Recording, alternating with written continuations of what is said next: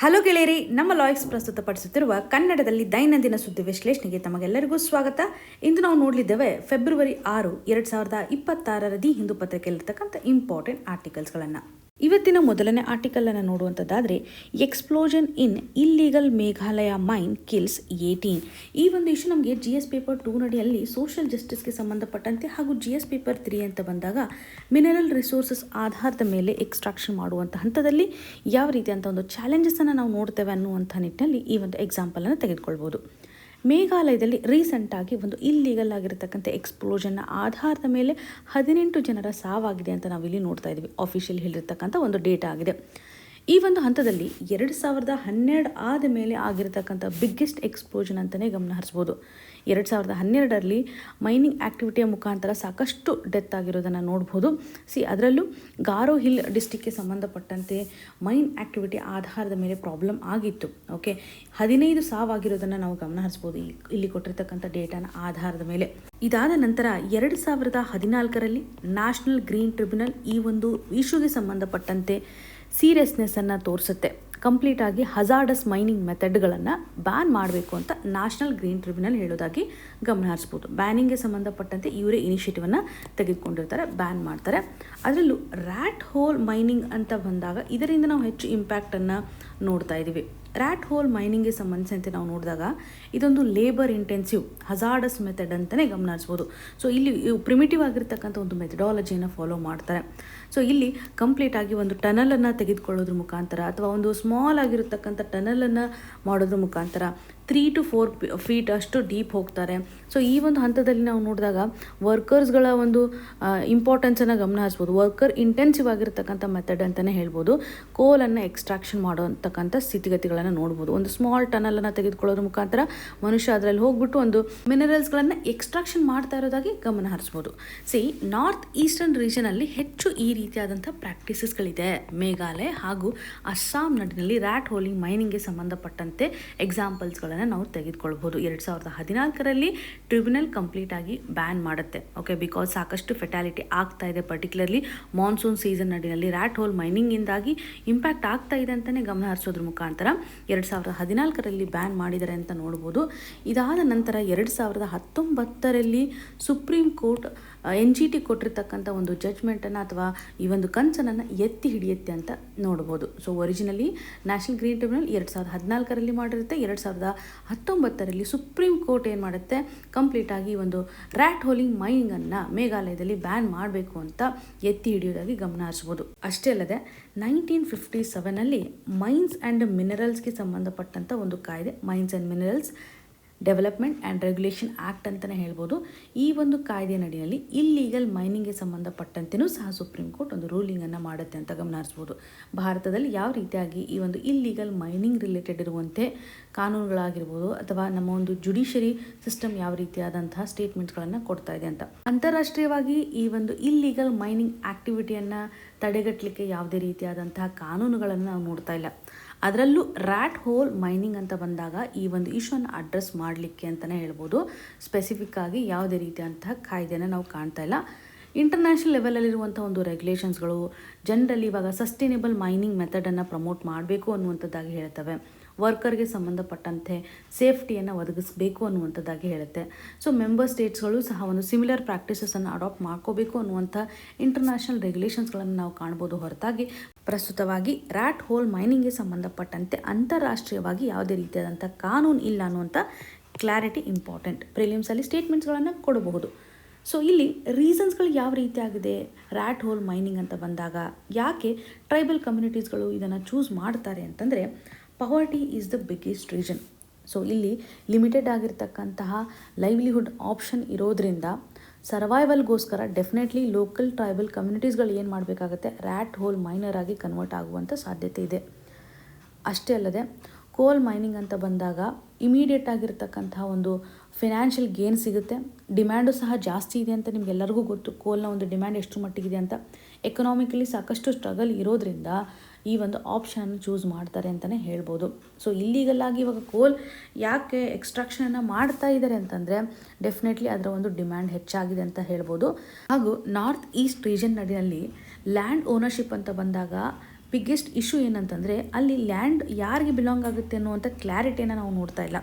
Okay, regulation ಅಂತ ಬಂದಾಗ ಸರಿಯಾಗಿ ರೆಗ್ಯುಲೇಟ್ ಮಾಡಲಿಕ್ಕೂ ಆಗೋದಿಲ್ಲ. ಇಲ್ಲಿಗಲ್ ಮೈನಿಂಗ್ ಇವತ್ತು ಯಾಕಾಗುತ್ತೆ ಅಂತಂದರೆ ಸರಿಯಾದಂಥ ಒಂದು ಓನರ್ಶಿಪ್ಪನ್ನು ನಾವು ನೋಡ್ತಾ ಇಲ್ಲ. Land ownership is also one of the biggest challenge ಅಂತಲೇ ಗಮನಿಸ್ಬೋದು. ಮಿಡಲ್ ಮೆನ್ಸ್ಗಳಾಗಿರ್ಬೋದು, ಇಲ್ಲಿಗಲ್ ಟ್ರೇಡರ್ಸ್ಗಳು ಏನು ಮಾಡ್ತಾ ಇದ್ದಾರೆ ಅಂತಂದರೆ ಈ ಒಂದು ಕಂಡೀಷನನ್ನು ಮಿಸ್ಯೂಸ್ ಮಾಡ್ಕೊಳ್ತಾ ಇದ್ದಾರೆ. ಹಾಗಾಗಿ ಅನ್ಲಾಫುಲ್ಲಾಗಿ ಒಂದು ಮೈನಿಂಗ್ ಆ್ಯಕ್ಟಿವಿಟಿಯನ್ನು ಮಾಡ್ತಾ ಇರೋದಾಗಿ ಗಮನ ಹರಿಸುವಂಥದ್ದು. ಮೈನಿಂಗ್ ಆ್ಯಕ್ಟಿವಿಟೀಸ್ ನಡಿನಲ್ಲಿ ಆಗ್ತಾ ಇರುವಂತಹ ಒಂದು ತೊಂದರೆಯನ್ನು ಹೋಗಲಾಡಿಸ್ಲಿಕ್ಕೆ ಯಾವುದೇ ರೀತಿಯಾದಂಥ ಸೇಫ್ಟಿ ಮೇಜರ್ಸನ್ನು ಸಹ ಇಲ್ಲಿ ತೆಗೆದುಕೊಳ್ತಾ ಇಲ್ಲ. ಒಂದು ವೇಳೆ ಏನಾದರೂ ವೆಂಟಿಲೇಷನ್ ಪ್ರಾಬ್ಲಮ್ ಆದರೆ, ಸಫೋಕೇಶನ್ ಆಗಿರುವಂಥ ಹಂತದಲ್ಲಿ ವ್ಯಕ್ತಿ ಇಮಿಡಿಯೇಟಾಗಿ ಕೊಲ್ಯಾಪ್ಸ್ ಆಗ್ತಾರಲ್ಲ, ಸೊ ಈ ಒಂದು ಹಂತದಲ್ಲಿ ಏನು ಮೇಜರ್ಸನ್ನು ತೆಗೆದುಕೊಳ್ತಾ ಇದ್ದಾರೆ, ಇಮಿಡಿಯೇಟಾಗಿ ಯಾವ ರೀತಿಯಾಗಿ ಸೇಫ್ಟಿಯನ್ನು ಎನ್ಶೋರ್ ಮಾಡ್ತಾ ಇದ್ದಾರೆ. ಫ್ರೀಕ್ವೆಂಟಾಗಿ ಆಕ್ಸಿಡೆಂಟ್ ಆಗ್ತಾ ಇದ್ದಾವೆ, ಇಂಜುರೀಸ್ಗಳು ಆಗ್ತಾ ಇದ್ದಾವೆ, ಲೈಫ್ ಥ್ರೆಟನಿಂಗ್ ಡಿಸೀಸಸ್ಗಳು ಸಹ ಆಗ್ತಾ ಇರೋದನ್ನು ನಾವು ನೋಡ್ತಾ ಇದ್ದೀವಿ. ಸೊ ಇಲ್ಲಿ ಒಬ್ಬ ವ್ಯಕ್ತಿಗೆ ಯಾವ ರೀತಿಯಂಥ ಇಂಪ್ಯಾಕ್ಟ್ ಆಗ್ತಾ ಇದೆ, ಯಾವ ರೀತಿಯಂಥ ಮೇಜರ್ಸ್ಗಳನ್ನು ತೆಗೆದುಕೊಳ್ತಾ ಇದ್ದಾರೆ ಅಂತಂದರೆ ಸರಿಯಾದಂಥ ಒಂದು ಕ್ಲಾರಿಟಿಯನ್ನು ನೋಡ್ತಾ ಇಲ್ಲ. ಎನ್ವಿರಾನ್ಮೆಂಟಲ್ಲೂ ಸಹ ಸಾಕಷ್ಟು ಇಂಪ್ಯಾಕ್ಟನ್ನು ಇದು ಕ್ರಿಯೇಟ್ ಮಾಡುತ್ತೆ ಅಲ್ವಾ.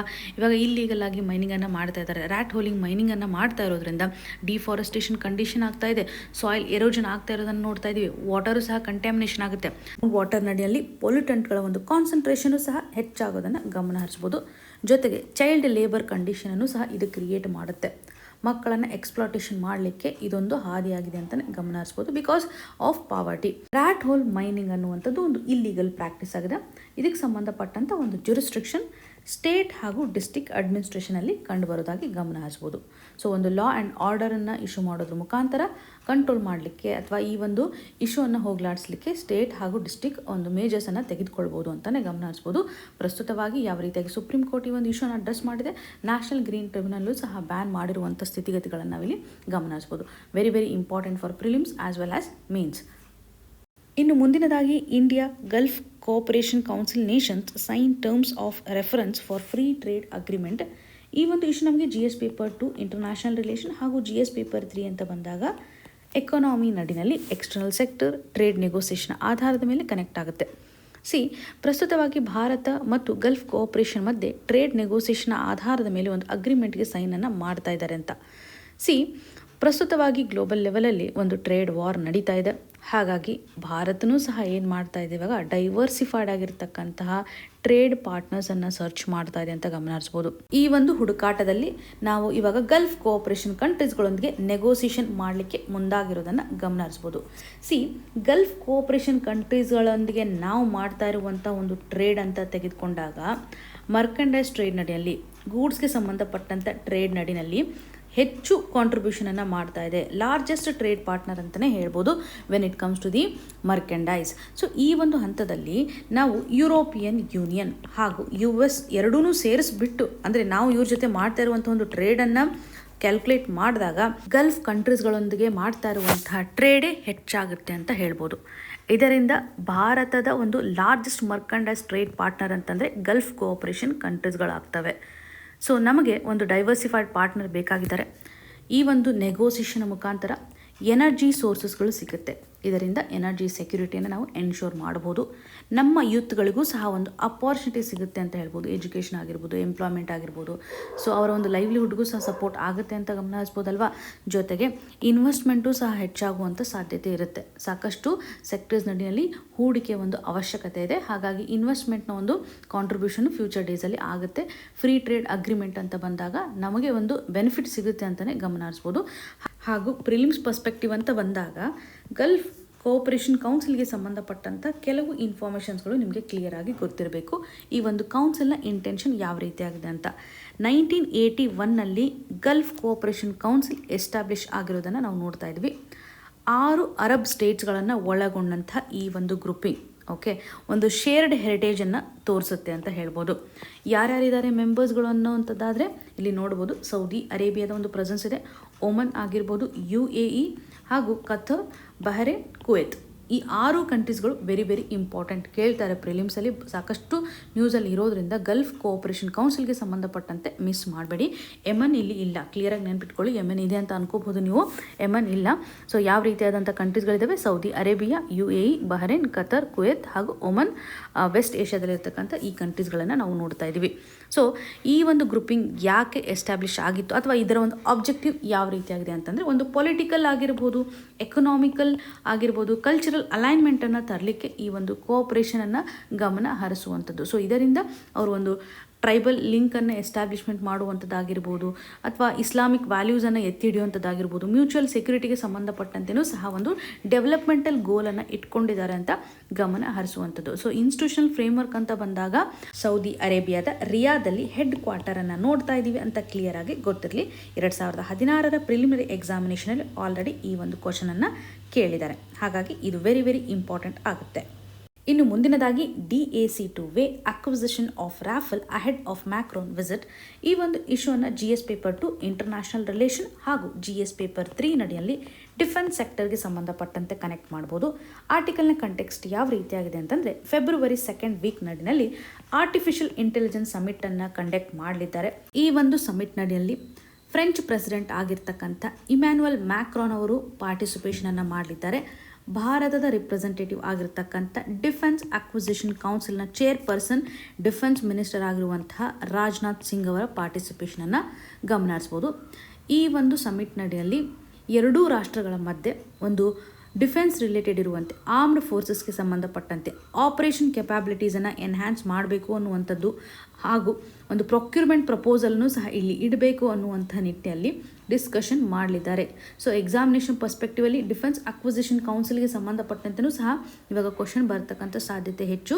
ಡಿಫೆನ್ಸ್ ಅಕ್ವಿಸಿಷನ್ ಕೌನ್ಸಿಲ್ ಅಂತಂದರೆ ಇವಾಗ ಪ್ರಸ್ತುತವಾಗಿ ಡಿಫೆನ್ಸ್ ರಿಲೇಟೆಡ್ ಇರುವಂತೆ ಏನಾದರೂ ಪ್ಲಾನಿಂಗ್ ಮಾಡುವಂಥದ್ದಾಗಿರ್ಬೋದು, ಯಾವ ರೀತಿಯಾದಂಥ ಒಂದು ಕೋಆರ್ಡಿನೇಟೆಡ್ ಡಿಸಿಷನ್ ಮಾಡಬೇಕು ಅನ್ನುವಂಥ ನಿಟ್ಟಿನಲ್ಲಿ ಡಿಫೆನ್ಸ್ ಸಂಬಂಧಪಟ್ಟಂತೆ ಒಂದು ಎಸ್ಟಾಬ್ಲಿಷನ್ನು ಮಾಡಲಿಕ್ಕೆ ಈ ಒಂದು ಕೌನ್ಸಿಲ್ ಸಹಕಾರಿ ಆಗಿದೆ ಅಂತ ಗಮನಿಸ್ಬೋದು. ಸೊ ಒಟ್ಟಾರೆಯಾಗಿ ನಮ್ಮ ಒಂದು ಸ್ಟ್ರಾಟಜಿಕ್ ಡಿಫೆನ್ಸನ್ನು ಸ್ಟ್ರಾಂಗ್ ಮಾಡಲಿಕ್ಕೆ ಈ ಕೌನ್ಸಿಲ್ ಸಹಕಾರಿ ಆಗಿದೆ ಅಂತ ಹೇಳ್ಬೋದು. ಚೇರ್ಪರ್ಸನ್ ಯಾರು ಇರ್ತಾರೆ ಅಂತಂದರೆ union minister of defence. Very very important. ಇದರ ಒಂದು ಫಂಕ್ಷನ್ ನಿಮಗೆ ಕ್ಲಿಯರ್ ಆಗಿರಲಿ. ಲಾಂಗ್ ಟರ್ಮಲ್ಲಿ ಒಂದು ಪರ್ಸ್ಪೆಕ್ಟಿವ್ ಪ್ಲಾನನ್ನು when it comes to the defence sector. So major ಪ್ರಾಜೆಕ್ಟ್ಗೆ ಸಂಬಂಧಪಟ್ಟಂತೆ ಸರಿಯಾದಂಥ ಒಂದು ಮಾನಿಟರಿಂಗ್ ಮಾಡುವಂಥದ್ದಾಗಿರ್ಬೋದು, ಹಾಗೂ ಯಾವುದಾದ್ರೂ ಒಂದು ಪ್ರಪೋಸಲ್ ಇತ್ತಂದರೆ ರಾಷ್ಟ್ರಗಳೊಂದಿಗೆ ಒಂದು ನೆಗೋಷಿಯೇಷನ್ನ ಮಾಡಲಿಕ್ಕೆ ಯಾವ ರೀತಿಯಾದಂಥ ಗ್ರ್ಯಾಂಟನ್ನು ಸಹ ನಾವಿಲ್ಲಿ ಅಲೋಕೇಟ್ ಮಾಡಬೇಕು, ಎಲ್ಲವನ್ನ ನಿಗಾ ವಹಿಸಲಿಕ್ಕೆ ಈ ಒಂದು ಡಿಫೆನ್ಸ್ ಅಕ್ವಿಸಿಷನ್ ಕೌನ್ಸಿಲ್ಲು ಸಹಕಾರಿ ಆಗಿದೆ ಅಂತ ನಿಮಗೆ ಕ್ಲಿಯರ್ ಆಗಿ ಗೊತ್ತಿರಲಿ. ಇನ್ನು ಫ್ರಾನ್ಸ್ ಒಂದಿಗೆ ಇರ್ತಕ್ಕಂಥ ಡಿಫೆನ್ಸ್ ಕೋಆಪರೇಷನ್ ಅಂತ ನಾವು ನೋಡಿದಾಗ ಮುಂದೆ ಬರ್ತಾ ಇರುವಂತಹ ಮೀಟಿಂಗಲ್ಲಿ ಭಾರತ 114 ರಾಫೆಲ್ ಫೈಟರ್ ಏರ್ಕ್ರಾಫ್ಟನ್ನು ಪರ್ಚೇಸ್ ಮಾಡಬೇಕು, ಪ್ರೊಕ್ಯೂರ್ ಮಾಡಬೇಕು ಅನ್ನುವಂಥ ನಿಟ್ಟಿನಲ್ಲಿ ಡಿಸ್ಕಷನನ್ನು ಮಾಡಲಿದೆ.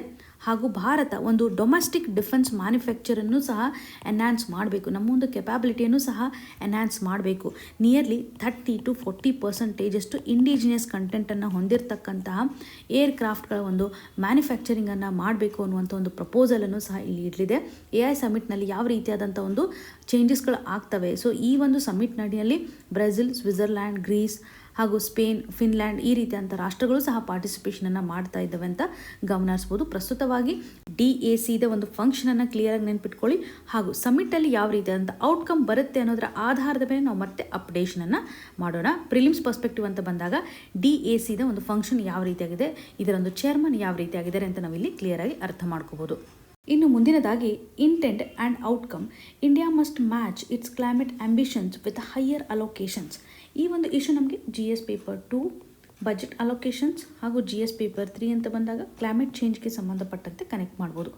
ಈ ಒಂದು ಆರ್ಟಿಕಲ್ ನಡೆಯಲ್ಲಿ ಆಥರ್ ಅವರು ಹೇಳ್ತಾ ಇರೋದು, ಭಾರತ ಕ್ಲೈಮೇಟ್ ಚೇಂಜ್ ಅಂತ ಬಂದಾಗ ಸಾಕಷ್ಟು ಎಂಬಿಷಿಯಸ್ ಆಗಿರ್ತಕ್ಕಂಥ ಟಾರ್ಗೆಟ್ಸನ್ನು ಹಾಕ್ಕೊಂಡಿದೆ. ಕ್ಲೈಮೇಟ್ಸ್ ರಿಲೇಟೆಡ್ ಇರ್ತಕ್ಕಂಥ ಒಂದು ಕನ್ಸರ್ನನ್ನು ಅಡ್ರೆಸ್ ಮಾಡಲಿಕ್ಕೆ ನಾವು ಹೆಚ್ಚು ಅಲೋಕೇಶನ್ಸನ್ನು ಮಾಡಬೇಕು ಅಂತ. 2021ರಲ್ಲಿರುವಂಥ ಒಂದು ಬಜೆಟ್ ಅಲೋಕೇಶನ್ಸನ್ನು ನಾವು ನೋಡಿದಾಗ ಕ್ಲೈಮೇಟ್ ರಿಲೇಟೆಡ್ ಇರುವಂಥ ಒಂದು ಕನ್ಸರ್ನ್ನ ಮೇಲೆ ಸಾಕಷ್ಟು ಅಲೋಕೇಶನ್ಸನ್ನು ಮಾಡ್ತಾ ಬರ್ತಾ ಇದೆ ಅಂತ ರಿಫ್ಲೆಕ್ಷನನ್ನು ಗಮನ ಹರಿಸ್ಬೋದು. COVID-19 ಪ್ಯಾಂಡಮಿಕ್ ಆದ ಮೇಲೆ ಭಾರತ ಕ್ಲೈಮೇಟ್ ರಿಲೇಟೆಡ್ ಇರುವಂಥ ಒಂದು ಕನ್ಸರ್ನನ್ನು ಅಡ್ರೆಸ್ ಮಾಡಲಿಕ್ಕೆ ಮುಂದಾಗಿರೋದಾಗಿ ನೋಡ್ಬೋದು. ಭಾರತ ಚೈನಾದ ಮೇಲೆ ಸಾಕಷ್ಟು ಡಿಪೆಂಡೆನ್ಸಿಯನ್ನು ತೋರಿಸ್ತಾ ಇತ್ತು. ಅದರಲ್ಲೂ ಸೋಲಾರ್ ಎನರ್ಜಿಗೆ ಸಂಬಂಧಪಟ್ಟಂತೆ ಫೋಕಸನ್ನು ಮಾಡಬೇಕು ಅಂದಾಗ ಸೋಲಾರ್ ಫೋಟೋ ವೋಲ್ಟಿಕ್ ಪ್ರೊಡಕ್ಷನನ್ನು ಭಾರತದಲ್ಲಿ ಮಾಡಬೇಕು, ಚೈನಾದ ಮೇಲೆ ಇರುವಂಥ ಒಂದು ಡಿಪೆಂಡೆನ್ಸಿಯನ್ನು ಕಡಿಮೆ ಮಾಡಬೇಕು, ಅವಲಂಬನೆ ಆಗಬಾರ್ದು ಅನ್ನುವಂಥ ನಿಟ್ಟಿನಲ್ಲಿ ಹೆಚ್ಚು ಬಜೆಟ್ ಅಲೋಕೇಶನ್ ಮಾಡಿರೋದಾಗಿ ನಾವು ನೋಡ್ತಾ ಇದ್ವಿ. ಸೊ ಇದರಿಂದ ಗೊತ್ತಾಗುತ್ತೆ ನಮ್ಮ ಒಂದು ಬಜೆಟ್ ಅಲೋಕೇಶನ್ ಕ್ಲೈಮೇಟ್ ಅಂತ ಬಂದಾಗ ಬದಲಾವಣೆ ಆಗ್ತಾ ಬರ್ತಾ ಇರೋದನ್ನು. ಹಾಗೂ ಮೇಜರ್ ಇನಿಷಿಯೇಟಿವ್ ಅಂತಂದರೆ ಕಾರ್ಬನ್ ಕ್ಯಾಪ್ಚರ್ ಯುಟಿಲೈಸೇಷನ್ ಸ್ಟೋರೇಜ್ಗೆ ಸಂಬಂಧಪಟ್ಟಂತೆ ಸರ್ಕಾರ ಇನಿಷಿಯೇಟಿವನ್ನು ತೆಗೆದುಕೊಂಡಿದೆ. ಅದರಲ್ಲೂ ಮೇಜರ್ ಸೆಕ್ಟರ್ಸ್ ಅಂತ ನೋಡಿದಾಗ ಸಿಮೆಂಟ್, ಸ್ಟೀಲ್, ಅಲ್ಯೂಮಿನಿಯಂ, ಫರ್ಟಿಲೈಸರ್ ಸೆಕ್ಟರ್ಸ್ಗಳು ಜನರಲಿ ಹೆಚ್ಚು ಕಾರ್ಬನ್ ಎಮಿಷನ್ಗೆ ಸಂಬಂಧಿಸಿದಂತೆ ಕಾಂಟ್ರಿಬ್ಯೂಷನನ್ನು ಮಾಡ್ತಾ ಇರುವಂಥದ್ದು. ಸೊ ಆ ಒಂದು ಸೆಕ್ಟರ್ ರಿಲೇಟೆಡ್ ಇರುವಂತೆಯೂ ಸಹ ಮೇಜರ್ಸನ್ನು ತೆಗೆದುಕೊಳ್ತಾ ಇದ್ದಾರೆ ಅಂತ ಹೇಳ್ಬೋದು. ಸೋಲಾರ್ ಪವರ್ ಅಂತ ಬಂದಾಗ ಒಂದು ಡಿಸೆಂಟ್ರಲೈಸೇಷನನ್ನು ನಾವು ತೋರಿಸ್ಬೇಕು. ಇರಿಗೇಷನ್ ಪಂಪ್ ಸೆಟ್ ಅಂತ ಬಂದಾಗ ಅಲ್ಲಿ ನಾವು ಒಂದು ಗ್ರೀನಿಂಗ್ ಆಸ್ಪೆಕ್ಟನ್ನು ತರಬೇಕು. ಗ್ರೀನ್ ಹೈಡ್ರೋಜನ್ಗೆ ಸಂಬಂಧಪಟ್ಟಂತೆ ಫೋಕಸನ್ನು ಮಾಡುವಂಥದ್ದಾಗಿರ್ಬೋದು. ನ್ಯೂಕ್ಲಿಯರ್ ಎನರ್ಜಿಗೆ ಸಂಬಂಧಪಟ್ಟಂತೆ ಈ ರೀತಿಯಾಗಿ ರಿನ್ಯೂಯಬಲ್ ಎನರ್ಜಿ ಎಲ್ಲೆಲ್ಲಿ ಪಾಸಿಬಲ್ ಇದೆ ಹಾಗೂ ಸೆಕ್ಟರ್ ವೈಸ್ ಅಂತ ಬಂದಾಗ ಅಥವಾ ಪರ್ಟಿಕ್ಯುಲರ್ ಒಂದು ಇಂಡಸ್ಟ್ರಿ ಅಂತ ಬಂದಾಗ ಹೆಚ್ಚು ಎಮಿಷನ್ ಆಗ್ತಾ ಇರುವಂಥ ಇಂಡಸ್ಟ್ರೀಸ್ ನಡಿನಲ್ಲೂ ಸಹ ಒಂದು ಎಮಿಷನ್ ರಿಲೇಟೆಡ್ ಇರುವಂಥ ಕಂಟ್ರೋಲ್ ಮಾಡಬೇಕು ಅಥವಾ ನಾವು ಹೆಚ್ಚು ಕಾರ್ಬನ್ ಕ್ಯಾಪ್ಚರ್ ಟೆಕ್ನಾಲಜಿನ ಅಳವಡಿಸ್ಕೋಬೇಕು ಅನ್ನುವಂಥ ಸರ್ಕಾರ ಇನಿಷಿಯೇಟಿವನ್ನು ತೆಗೆದುಕೊಂಡಿದೆ. ಸೊ ಇಲ್ಲಿ ಜನರಲಿ ಗ್ಲೋಬಲ್ ಲೆವೆಲ್ನ ಒಂದು ಪ್ರಾಕ್ಟೀಸನ್ನು ನೋಡಿದಾಗ ನಾರ್ವೆ, ಕೆನಡಾ, US ಪರ್ಟಿಕ್ಯುಲರ್ಲಿ ಈ ಒಂದು ಕಾರ್ಬನ್ ಕ್ಯಾಪ್ಚರ್ ಯುಟಿಲೈಸೇಷನ್ ಸ್ಟೋರೇಜ್ಗೆ ಸಂಬಂಧಪಟ್ಟಂಥ ಕೆಪಾಬಿಲಿಟಿಯನ್ನು ಎನ್ಹಾನ್ಸ್ ಮಾಡ್ತಾ ಇದೆ. ಭಾರತನೂ ಸಹ ಈ ಒಂದು ಇಶ್ಯೂಗೆ ಸಂಬಂಧಪಟ್ಟಂತೆ ಇನಿಷಿಯೇಟಿವ್ನ ತೆಗೆದುಕೊಳ್ಬೇಕು ಅಂತ. ಪ್ರಸ್ತುತವಾಗಿ ಯುರೋಪಿಯನ್ ಯೂನಿಯನ್ನ ಒಂದು ಮೇಜರ್ ಮೆಕ್ಯಾನಿಸಮ್ ಅಂತಂದರೆ ಕಾರ್ಬನ್ ಬಾರ್ಡರ್ ಅಡ್ಜಸ್ಟ್ಮೆಂಟ್ ಮೆಕ್ಯಾನಿಸಮ್. ಈ ಒಂದು ಮೆಕ್ಯಾನಿಸಮ್ ಯಾವ ರೀತಿಯಾಗಿ ಗ್ಲೋಬಲ್ ಲೆವೆಲಲ್ಲಿ ಇರ್ತಕ್ಕಂಥ ಒಂದು ಕ್ಲೈಮೇಟ್ ಇಶ್ಯೂವನ್ನು ಅಡ್ರೆಸ್ ಮಾಡೋದ್ರಲ್ಲಿ ಮುಂದಾಗಿದೆ ಅಂತಂದರೆ ಇವಾಗ ಟ್ರೇಡ್ ಮಾಡುವಂಥ ಹಂತದಲ್ಲಿ ಎಮಿಷನ್ ಇಂಟೆನ್ಸಿವ್ ಇರತಕ್ಕಂತಹ ಪ್ರಾಡಕ್ಟ್ಗಳಿಗೆ ಅವರು ಟ್ಯಾಕ್ಸನ್ನು ವಿಧಿಸ್ತಾ ಇದ್ದಾರೆ. ಹಾಗಾಗಿ ನಾವು ಇವಾಗ ಮಾಡ್ತಾ ಇರುವಂಥ ಒಂದು ಬಜೆಟ್ ಅಲೋಕೇಶನ್ ಕೇವಲ ಒಂದು ಕ್ಲೈಮೇಟ್ ಕನ್ಸರ್ನ್ಗೆ ಸಂಬಂಧಪಟ್ಟಂಥ ಅಲೋಕೇಶನ್ ಅಲ್ಲ, ಟ್ರೇಡ್ ಆಸ್ಪೆಕ್ಟ್ನ ಆಧಾರದ ಮೇಲೂ ಇದು ಕಾಂಟ್ರಿಬ್ಯೂಷನನ್ನು ಮಾಡ್ತಾ ಇದೆ. ಹಾಗಾಗಿ ಕಾರ್ಖಾನೆಗಳಲ್ಲಿ ನಾವು ಡಿಕಾರ್ಬನೈಸಿಂಗ್ ಪ್ರೋಸೆಸ್ಸನ್ನು ಅಳವಡಿಸ್ಕೊಳ್ಳೋದು ತುಂಬ ಇಂಪಾರ್ಟೆಂಟ್ ಆಗುತ್ತೆ. ಪ್ರಸ್ತುತವಾಗಿರ್ತಕ್ಕಂಥ ಒಂದು ಚಾಲೆಂಜ್ ಯಾವ ರೀತಿಯಾಗಿ ಕ್ಲಿಯರಾಗಿ ಅರ್ಥ ಮಾಡ್ಕೊಳ್ಳಿ. ಈ ಮೊದಲು ಭಾರತ ಈ ಒಂದು ಕಾರ್ಬನ್ ಕ್ಯಾಪ್ಚರಿಂಗ್ಗೆ ಸಂಬಂಧಪಟ್ಟಂತೆ ಫೋಕಸನ್ನು ಮಾಡಿದೆ. ಇದನ್ನು ಇನ್ನೂ ಇಂಟೆನ್ಸಿಫೈ ಮಾಡಬೇಕು. Carbon capture utilisation and storage ಅಂತ ಬಂದಾಗ ಇಲ್ಲಿ ಒಂದು ಪ್ರೊಸೆಸ್ಸನ್ನು ನಾವು ನೋಡೋದಾದರೆ ಕಾರ್ಖಾನೆಗಳಿಂದ ಹೊರ ಬಂದಿರತಕ್ಕಂಥ ಕಾರ್ಬನ್ ಡೈಆಕ್ಸೈಡನ್ನು ಮೊದಲು ಕ್ಯಾಪ್ಚರ್ ಮಾಡಲಾಗುತ್ತೆ ಹಾಗೂ ಟ್ರಾನ್ಸ್ಪೋರ್ಟ್ ಮಾಡ್ತಾರೆ. ನೆಕ್ಸ್ಟ್ ಸ್ಟೋರೇಜ್ ಮಾಡುವಂಥ ಒಂದು ಪ್ರೊಸೆಸ್ಸನ್ನು ಗಮನಿಸ್ಬೋದು. ಕ್ಯಾಪ್ಚರ್, ಟ್ರಾನ್ಸ್ಪೋರ್ಟ್ ಹಾಗೂ ಸ್ಟೋರೇಜ್ನ ಒಂದು ಪ್ರೊಸೆಸ್ನ ಆಧಾರದ ಮೇಲೆ ಇವಾಗ ಕ್ಯಾಪ್ಚರ್ ಯಾವ ರೀತಿಯಾಗಿ ಮಾಡ್ತಾರೆ. ಕಾರ್ಖಾನೆಯಿಂದ ಹೊರಬಂದಿರತಕ್ಕಂಥ ಕಾರ್ಬನ್ ಡೈಆಕ್ಸೈಡ್ ಜನರಲಿ ಬೇರೆ ಒಂದು ಗ್ಯಾಸ್ನೊಂದಿಗೆ ಮಿಕ್ಸ್ಚರ್ ಆಗಿರುತ್ತೆ, ಫ್ಲೂ ಗ್ಯಾಸ್ನೊಂದಿಗೆ ಇರೋದನ್ನು ನೋಡ್ಬೋದು. ಅದನ್ನು ಸಪ್ರೇಟ್ ಮಾಡಲಾಗುತ್ತೆ. ಕೆಲವೊಂದಿಷ್ಟು ಸಾಲ್ವೆಂಟ್ಸನ್ನು ಹಾಕೋದ್ರ ಮುಖಾಂತರ ಕಾರ್ಬನ್ ಡೈಆಕ್ಸೈಡನ್ನು ಸಪ್ರೇಟ್ ಮಾಡಲಾಗುತ್ತೆ ಅಂತಲೇ ಹೇಳ್ಬೋದು. ಸೊ ಅದಾದ ಮೇಲೆ ಕಾರ್ಬನ್ ಡೈಆಕ್ಸೈಡ್ ಮತ್ತು ಹೈಡ್ರೋಜನನ್ನು ಬರ್ನಿಂಗ್ ಮಾಡೋದ್ರ ಮುಖಾಂತರ ಕಂಪ್ಲೀಟಾಗಿ ಒಂದು ಕಾರ್ಬನ್ ಡೈಆಕ್ಸೈಡ್ ಯಾವುದೇ ರೀತಿಯಾದಂಥ ಗ್ಯಾಸ್ ಇರದೇ ಇರುವಂತೆ ಕನ್ವರ್ಟ್ ಮಾಡಲಾಗುತ್ತೆ. ಅದಾದ ಮೇಲೆ ಕಾರ್ಬನ್ ಡೈಆಕ್ಸೈಡನ್ನು ಕಾಂಪ್ರೆಸ್ ಮಾಡ್ತಾರೆ. ಕಾಂಪ್ರೆಸ್ ಆಗಿರತಕ್ಕಂಥ ಕಾರ್ಬನ್ ಡೈಆಕ್ಸೈಡನ್ನು ಟ್ರಾನ್ಸ್ಪೋರ್ಟ್ ಮಾಡಲಾಗುತ್ತೆ. ಪೈಪ್ಲೈನ್ಗಳ ಮುಖಾಂತರ, ಶಿಪ್ ಮುಖಾಂತರ ಅಥವಾ ರೈಲ್ವೆ ಮುಖಾಂತರ ಟ್ರಾನ್ಸ್ಪೋರ್ಟ್ ಮಾಡ್ತಾರೆ. ಫೈನಲ್ ಆಗಿ ಅದನ್ನು ಒಂದು ಕಂಪ್ಲೀಟ್ ಆಯಿಲ್ ಅಥವಾ ಗ್ಯಾಸ್ ಫೀಲ್ಡ್ ನಡಿನಲ್ಲಿ ಇಂಜೆಕ್ಟ್ ಮಾಡಲಾಗುತ್ತೆ. ಓಕೆ, ಸೊ ಇದರಿಂದಾಗಿ ಲಾಂಗ್ ಟರ್ಮಲ್ಲಿ ನಾವು ಕಾರ್ಬನ್ ಡೈಆಕ್ಸೈಡನ್ನು ಸ್ಟೋರೇಜ್ ಮಾಡ್ಬೋದು. ಸೊ ಫ್ಯೂಚರ್ ಡೇಸಲ್ಲಿ ಇದು ನಮಗೆ ಸಹಕಾರಿ ಆಗಲಿದೆ ಅಂತ ಹೇಳ್ಬೋದು. ಪ್ರಸ್ತುತವಾಗಿ ಗ್ಲೋಬಲ್ ವಾರ್ಮಿಂಗನ್ನು ಸಹ ತಡೆಗಟ್ಟೋದ್ರಲ್ಲಿ ಈ ಒಂದು ಇನಿಷಿಯೇಟಿವ್ ಸಹಕಾರಿ ಆಗುತ್ತೆ ಅಂತ ಗಮನಿಸ್ಬೋದು. ಸೊ ಪ್ರಸ್ತುತವಾಗಿ ನಾವು ಬಜೆಟ್ ಅಲೋಕೇಶನ್ ಅಂತ ಬಂದಾಗ ನಮ್ಮ ಒಂದು ಆಂಬಿಷಿಯಸ್ ಟಾರ್ಗೆಟ್ಸನ್ನು ಹಾಕೊಳ್ಳುವಂಥ ಹಂತದಲ್ಲಿ ನಾವು ಏನು ಇನಿಷಿಯೇಟಿವನ್ನು ಈ ಮೊದಲು ತೆಗೆದುಕೊಂಡಿದ್ವಿ ಅದನ್ನು ಇಂಟೆನ್ಸಿಫೈ ಮಾಡಬೇಕು. ಇವಾಗ ಸರ್ಕಾರ ರಿನ್ಯೂಯಬಲ್ ಎನರ್ಜಿಗೆ ಸಂಬಂಧಪಟ್ಟಂತೆ ಹೆಚ್ಚು ಪ್ರಾಶಸ್ತ್ಯತೆಯನ್ನು ಕೊಡಬೇಕು ಅನ್ನುವಂಥ ಹಂತದಲ್ಲಿ ಪ್ರಧಾನಮಂತ್ರಿ ಸೂರ್ಯ ಘರ್ ಮುಫ್ತ್ ಬಿಜಿಲಿ ಯೋಜನೆಯೂ ಸಹ ಇಂಪಾರ್ಟೆಂಟ್ ಆಗುತ್ತೆ. ಸೊ ಸೋಲಾರ್ ರೂಫ್ ಟಾಪನ್ನು ಹಾಕಬೇಕು ಅಂತ ಈ ಒಂದು ಇನಿಷಿಯೇಟಿವ್ ಇದೆ. ಇಲ್ಲಿ ಅಲೋಕೇಶನನ್ನು ಹೆಚ್ಚಾಗಿ ಮಾಡಿದ್ದಾರೆ. 22,000 crore ಅಷ್ಟು ಅಲೋಕೇಶನ್ಸನ್ನು ಮಾಡಿದ್ದಾರೆ. ಇದರಿಂದ ಭಾರತದ ಒಂದು ಡಿಸೆಂಟ್ರಲೈಸ್ ಎನರ್ಜಿ ಸಿಸ್ಟಮ್ಗೆ ಸಂಬಂಧಪಟ್ಟಂತೆ ಒಂದು ವೆಲ್ಕಮಿಂಗ್ ಸ್ಟೆಪ್ ಅಂತಲೇ ಹೇಳ್ಬೋದು. ಇದರಿಂದ ನಾವು ಒಂದು ಡಿಪೆಂಡೆನ್ಸಿಯನ್ನು ರೆಡ್ಯೂಸ್ ಮಾಡ್ಬೋದು. ಈವನ್ ಹೌಸ್ ಹೋಲ್ಡಲ್ಲಿ ಒಂದು ಎನರ್ಜಿ ಕಾಸ್ಟನ್ನು ರೆಡ್ಯೂಸ್ ಮಾಡಲಿಕ್ಕೆ ಸಾಧ್ಯತೆ ಇದೆ ಅನ್ನುವಂಥದ್ದನ್ನು ಗಮನ ಹರಿಸ್ಬೋದು. ಹಾಗೂ PM ಕುಸುಮ್ ಯೋಜನೆಯನ್ನು ಸಹ ಇಲ್ಲಿ ಮೆನ್ಷನ್ ಮಾಡಿದ್ದಾರೆ. ಸೋಲಾರ್ ಇರಿಗೇಷನ್ ಪಂಪ್ ರಿಲೇಟೆಡ್ ಇರುವಂತೆ ಯೋಜನೆಯನ್ನು ಗಮನ ಹರಿಸ್ಬೋದು. ಅಲೋಕೇಶನ್ ಚೆನ್ನಾಗಿದೆ, ಆದರೆ ಇಂಪ್ಲಿಮೆಂಟೇಷನ್ ಅಂತ ಬಂದಾಗ ಕೆಲವು ಚಾಲೆಂಜಸ್ ಅನ್ನು ನಾವು ಫೇಸ್ ಮಾಡ್ತಾ ಇದ್ದೀವಿ ಅಂತ. ಇನ್ನು ಮುಂದಿನದಾಗಿ more and less the health care component of budget 2026 is a mixed bag. ಈ ಒಂದು ಇಶ್ಯೂ ನಮಗೆ GS paper 2 health care sector ಹಾಗೂ ಬಜೆಟ್ ಅಲೋಕೇಶನ್ಗೆ ಸಂಬಂಧಪಟ್ಟಂತೆ ಕನೆಕ್ಟ್ ಆಗುತ್ತೆ. ಪ್ರಸ್ತುತವಾಗಿ 2026ರ ಒಂದು ಬಜೆಟ್ ನಡಿನಲ್ಲಿ ಹೆಲ್ತ್ ಸೆಕ್ಟರ್ಗೆ ಸಂಬಂಧಪಟ್ಟಂಥ ಒಂದು ಅಲೋಕೇಶನನ್ನು ನಾವು ಗಮನ ಹರಿಸಿದ್ದೆ ಆದರೆ 1.05 ಲ್ಯಾಕ್ ಕ್ರೋರಷ್ಟು ಅಲೋಕೇಶನನ್ನು ಮಾಡಿದ್ದಾರೆ. ಸೊ ಇದರಿಂದ ಕಳೆದ ಒಂದು ವರ್ಷದ ಅಲೋಕೇಶನನ್ನು ನಾವು ನೋಡಿದಾಗ ಪ್ರಸ್ತುತವಾಗಿ 10% ರಿವೈಸ್ ಆಗಿದೆ, ಇನ್ಕ್ರೀಸ್ ಆಗಿದೆ ಅಂತ ಒಂದು ಕಂಪ್ಯಾರಿಸನನ್ನು ಮಾಡ್ಬೋದು. ಆದರೆ ಸರ್ಕಾರದ ಒಂದು ಅಲೋಕೇಶನನ್ನು ನೋಡಿದಾಗ ಒಟ್ಟಾರೆಯಾಗಿರುವಂತಹ ಗೌರ್ಮೆಂಟ್ ಎಕ್ಸ್ಪೆಂಡಿಚರ್ ನಡಿನಲ್ಲಿ 1.9% ನಾವು ಹೆಲ್ತ್ ಸೆಕ್ಟರ್ಗೆ ಎಕ್ಸ್ಪೆಂಡಿಚರನ್ನು ಮಾಡ್ತಾ ಇದ್ದೀವಿ. ನಮ್ಮ ಒಂದು GDPಯ ಕಾಂಟ್ರಿಬ್ಯೂಷನ್ ನೋಡಿದಾಗ 0.26% ಹೆಲ್ತ್ ಸೆಕ್ಟರ್ಗೆ ಸಂಬಂಧಪಟ್ಟಂತೆ ಕಾಂಟ್ರಿಬ್ಯೂಷನನ್ನು ಗಮನ ಹರಿಸ್ತಾ ಇದ್ದೀವಿ. ಸೊ ಇಲ್ಲಿ ಕೆಲವೊಂದಿಷ್ಟು ಸೆಕ್ಟರ್ ಅಗ್ರೆಸಿವ್ ಆಗಿ ಸಪೋರ್ಟನ್ನು ಪಡೆದುಕೊಳ್ತಾ ಇದೆ. ಅದರಲ್ಲೂ ಹೆಲ್ತ್ ಸೆಕ್ಟರ್ ಅಂತ ಬಂದಾಗ ಕೆಲವೊಂದಿಷ್ಟು ಸೆಕ್ಟರ್ಸ್ಗಳು ಕೀ ಸೆಕ್ಟರ್ಸ್ ಅಂತಲೇ ಹೇಳ್ಬೋದು. ಫಾರ್ ಎಕ್ಸಾಂಪಲ್ ಫಾರ್ಮಾ ಸೆಕ್ಟರ್ಗೆ ಸಂಬಂಧಪಟ್ಟಂತೆ ಅಲೋಕೇಶನಲ್ಲಿ ಜಾಸ್ತಿ ಇಂಪ್ರೂವೈಸ್ ಆಗಿದೆ ಅಂತ ಹೇಳ್ಬೋದು. ಅದರಲ್ಲೂ ಒಂದು ಯೋಜನೆ ಬಯೋಫಾರ್ಮಾ ಶಕ್ತಿ ಸ್ಕೀಮ್ಗೆ ಸಂಬಂಧಪಟ್ಟಂತೆ ಒಂದು ಅಲೋಕೇಶನನ್ನು ಜಾಸ್ತಿ ಮಾಡಿದ್ದಾರೆ ಅಂತಲೇ ಗಮನ ಹರಿಸ್ಬೋದು. ಬಿಕಾಸ್ ನಾವು ಎಕ್ಸ್ಪೋರ್ಟ್ ಮೇಲೂ ಸಹ ಫೋಕಸನ್ನು ಮಾಡ್ತಾ ಇದ್ದೀವಿ. ಜೊತೆಗೆ ನಮ್ಮ ಒಂದು ರಿಸರ್ಚ್ ಆ್ಯಂಡ್ ಡೆವಲಪ್ಮೆಂಟ್ ಅಂತ ಬಂದಾಗ ಅದರಲ್ಲೂ ಮೆಡಿಸಿನ್ ರಿಲೇಟೆಡ್ ಇರುವಂತೆ ಒಂದು ಅಲೋಕೇಶನ್ ಜಾಸ್ತಿ ಆಗುತ್ತೆ. ಕೆಲವೊಂದಿಷ್ಟು ರಿಲೀಫನ್ನು ಸಹ ಇಲ್ಲಿ ಕೊಡ್ತಾ ಇದ್ದಾರೆ ಅಂತಲೇ ಗಮನ ಹರಿಸುವಂಥದ್ದು. ಬಿಕಾಸ್ ಸರ್ಕಾರ ಫಾರ್ಮಾ ಸೆಕ್ಟರನ್ನು ಗ್ಲೋಬಲ್ ಲೆವೆಲಲ್ಲಿ ಒಂದು ಮ್ಯಾನುಫ್ಯಾಕ್ಚರಿಂಗ್ ಹಬ್ ಆಗಿ ಟ್ರಾನ್ಸ್ಫರ್ ಮಾಡಬೇಕು ಅನ್ನುವಂಥ ಒಂದು ಉದ್ದೇಶವನ್ನು ಹೊಂದಿದೆ. ಈ ಒಂದು ಹಂತದಲ್ಲಿ ನ್ಯಾಷನಲ್ ಲೆವೆಲಲ್ಲಿ ಇನ್ಸ್ಟಿಟ್ಯೂಟ್ಗಳನ್ನು ಸಹ ಸೆಟಪ್ ಮಾಡಬೇಕು ಅಂತ ರಿಸರ್ಚ್ಗೆ ಸಂಬಂಧಪಟ್ಟಂತೆ, ಅದರಲ್ಲೂ ಫಾರ್ಮಾಸ್ಯೂಟಿಕಲ್ ಎಜುಕೇಷನ್ ಆ್ಯಂಡ್ ರಿಸರ್ಚ್ಗೆ ಸಂಬಂಧಪಟ್ಟಂತೆ national institute of pharmaceutical education and research ಅಂತ 3 ಇನ್ಸ್ಟಿಟ್ಯೂಟ್ಗಳನ್ನು ಸೆಟಪ್ ಮಾಡಬೇಕು ಅಂತ ಅಲೋಕೇಶನ್ಸನ್ನು ಸಹ ಮಾಡ್ತಾ ಇದೆ ಅಂತ ಹೇಳ್ಬೋದು. ಜೊತೆಗೆ ಮೆಂಟಲ್ ಹೆಲ್ತ್ ಇನ್ಸ್ಟಿಟ್ಯೂಟ್ಗಳನ್ನು ಸಹ ಅಪ್ಗ್ರೇಡ್ ಮಾಡಬೇಕು. ಇವಾಗ ಪ್ರಸ್ತುತವಾಗಿ ಸೌತಲ್ಲಿದೆ. ನಾರ್ತ್ ಇಂಡಿಯಾದಲ್ಲೂ ಸಹ ಮೆಂಟಲ್ ಹೆಲ್ತ್ಗೆ ಸಂಬಂಧಪಟ್ಟಂಥ ಒಂದು ಸೆಂಟರನ್ನು ಡೆವಲಪ್ ಮಾಡಬೇಕು. ಸೆಕೆಂಡ್ ನಿಮಾನ್ಸನ್ನು ಡೆವಲಪ್ ಮಾಡಬೇಕು ಅಂತಲೂ ಸಹ ಬಜೆಟಲ್ಲಿ ಅನೌನ್ಸ್ ಮಾಡಿರೋದಾಗಿ ಗಮನ ಹರಿಸ್ಬೋದು. ಪ್ರಸ್ತುತವಾಗಿ 0.25% ಆಫ್ GDP ಅಷ್ಟು ಮಾತ್ರ ನಾವು ಹೆಲ್ತ್ ಕೇರ್ ಸೆಕ್ಟರ್ಗೆ ಅಲೋಕೇಶನ್ಸನ್ನು ಮಾಡ್ತಾ ಇದ್ದೀವಿ ಅಂತ ಕ್ಲಿಯರ್ ಆಗಿ ಗೊತ್ತಿರಲಿ. 2017ರಲ್ಲಿ ನ್ಯಾಷನಲ್ ಹೆಲ್ತ್ ಪಾಲಿಸಿನಲ್ಲಿ ಒಂದು ಕಮಿಟ್ಮೆಂಟನ್ನು ಮಾಡ್ಕೊಂಡಿದ್ವಿ. ಬೈ 2025 ನಮ್ಮ ಒಂದು ಹೆಲ್ತ್ ಸೆಕ್ಟರ್ಗೆ GDPಯ 2.5% ಅಷ್ಟು ಅಲೋಕೇಶನ್ಸನ್ನು ಮಾಡಬೇಕು ಅಂತ, ಹೆಲ್ತ್ ಸೆಕ್ಟರಲ್ಲಿ 2.5% ಅಷ್ಟು ನಾವು ಅಲೋಕೇಶನ್ಸನ್ನು ಮಾಡಬೇಕು ಅಂತ ನ್ಯಾಷನಲ್ ಹೆಲ್ತ್ ಪಾಲಿಸಿನಲ್ಲಿ ನಾವು ಹಾಕ್ಕೊಂಡಿರುವಂಥ ಟಾರ್ಗೆಟನ್ನು. ಬಟ್ ಸ್ಟಿಲ್ ನಾವು ನೋಡಿ 2.5%ಗಿನ ಕಂಪೇರ್ ಮಾಡಿದರೆ ಇವಾಗ ಪ್ರಸ್ತುತವಾಗಿ 0.26% ಅಷ್ಟು ಮಾತ್ರ ಮಾಡ್ತಾ ಇದ್ದೀವಿ. ಸೊ ಇದೊಂದು ಬಿಗ್ಗೆಸ್ಟ್ ಕನ್ಸರ್ನ್ ಅಂತಲೇ ಗಮನ ಹರಿಸುವಂಥದ್ದು. ಬಿಕಾಸ್ ನಮ್ಮ ಒಂದು ಹೆಲ್ತ್ ಸೆಕ್ಟರಲ್ಲಿ ನಾವು ಇನ್ವೆಸ್ಟ್ಮೆಂಟ್ ಮಾಡೋದು ತುಂಬ ಇಂಪಾರ್ಟೆಂಟ್.